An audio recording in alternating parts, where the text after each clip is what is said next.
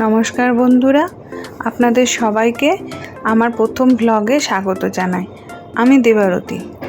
গত রবিবার একটা ছোট্ট অনুষ্ঠানে আমারই একটা কর্মসহযোগীর আইবুড়ো ভাতে যাওয়ার অনুষ্ঠানের আয়োজন চলছিল। যেমন ভাবা তেমনি কাজ। যাদের সাথে 10 ঘন্টা থাকি তাদের সাথে গিয়ে একসাথে না অনুষ্ঠান করলে হয়। সবাই মিলে ঠিক করলাম আজকে হলুদ রঙের শাড়ি পরে যাব।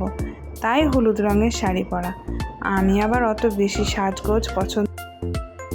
এটা হলো আমার ফাইনাল লুক। এসে পৌঁছে গেছি ওল্ড গ্যালারিতে। এখন আমরা ভেতরে যাব।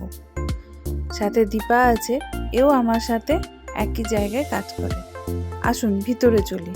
এই হচ্ছে ওল্ড গ্যালারি। সবাই জানে মালদার মধ্যে ওল্ড গ্যালারি কত বিখ্যাত। যেমন স্বাদ তেমনি রান্না তেমনি ডেকোরেশন। আসতে গেলে মনই ভালো হয়ে যায়। সত্যি কথা, ওল্ড গ্যালারির ডেকোরেশনের কোনো তুলনা হবে না।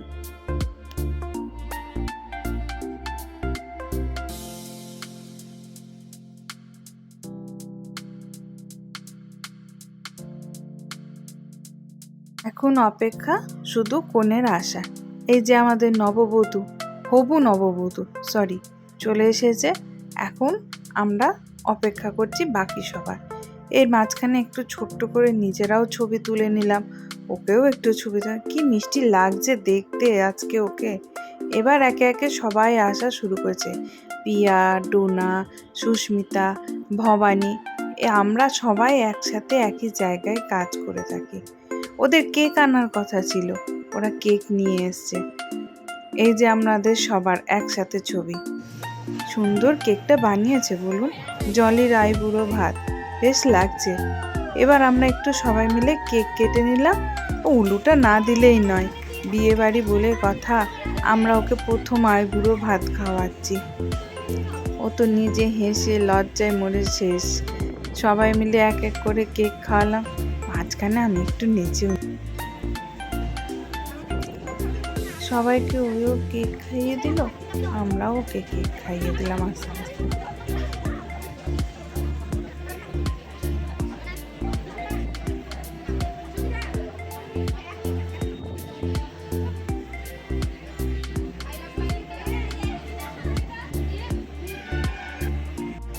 আমরা ওর জন্য একটা গিফট কিনেছিলাম, একটা শাড়ি লাল রঙের।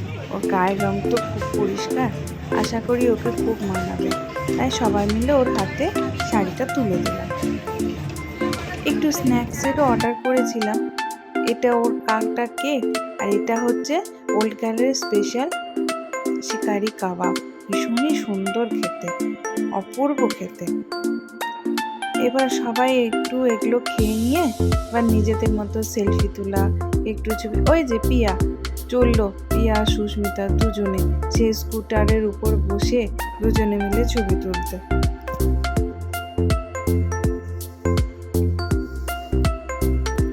আমরাও অল্প অল্প করে সবাই মিলে ছবি তুলে এখন শুধু থালি আসার অপেক্ষায়, যে আইবুড়ো ভাতটা ও কখন খাওয়াবো।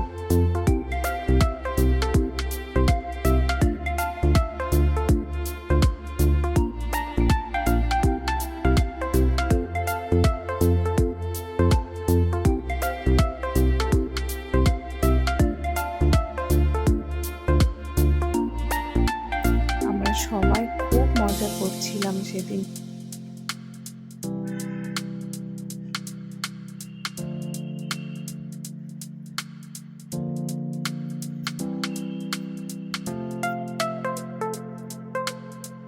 অপেক্ষার অবসান ঘটিয়ে এবার চলে এসেছে সেই থালি। ওল্ড গ্যালারির সেই দাদাগুলোই সাজিয়ে দিয়েছিল, ফুলে সুন্দর করে ডেকোরেশনও করে দিয়েছিল। কি সুন্দর লাগছে না থালিটা দেখতে। তারা সব কিছু থালা খাবার সাজিয়ে আবার গাঁদা ফুল দিয়ে সে সাজিয়ে গুছিয়ে দিয়েছিল। এবার জলিকে বললাম, এবার অনেক অপেক্ষা করিয়েছ, এবার মোনা তুমি খেতে শুরু করো। সেও বসলো এবার খেতে। তার তো খাবার দেখে মাথায় হাত। সে এতগুলো খাবার খাবে কি করে। সবাই বলল, তোমরা বড়, একটু দই মিষ্টি মুখে দেওয়াও আগের ওকে। তাই জন্য একটুখানি দই আর মিষ্টি মুখে দেওয়ার জন্য গেলাম। আমি দই মিষ্টি দুটোই খাওয়ালাম, কিন্তু দীপা ও কি খাওয়াবে ভাবতে পারছিল না। অবশেষে কি করবে ভাবতে ভাবতে হঠাৎ করে সে শুরু করলো, ঠিক আছে চল, তুই তো ডায়েট করছিস, তোর বিয়ে এখন সামনে প্রচুর খেতে হবে, তোকে তাহলে আমি শশা খাওয়াই। সে শশা খাইয়েই তার আইবুড়ো ভাতে প্রথম খাওয়া তাকে খাওয়ালো।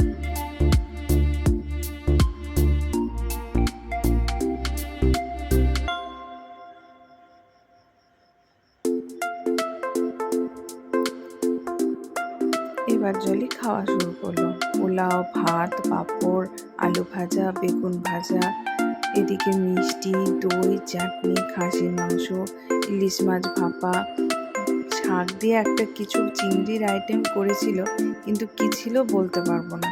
ডাল ছিল, মিষ্টি ছিল, সব কত রকমের খাবার।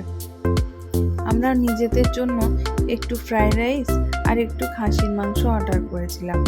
সবাই আবার নিরামিষের ব্যাপার ছিল সবার, কারো কারো, তার জন্য একটা ভেজ ফ্রাইড রাইস আর একটা মিক্স ফ্রাইড রাইস অর্ডার করেছিলাম।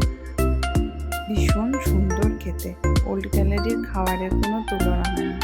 এরপর খাওয়া দাওয়া সেরে নিয়ে সবাই মিলে যখন বেরোলাম, মুষলধারে বৃষ্টি শুরু হলো। যে বৃষ্টি আর খাওয়া দাওয়া সব মিলে ভালোই মজা করলাম আমরা। ধন্যবাদ আপনাদেরকে।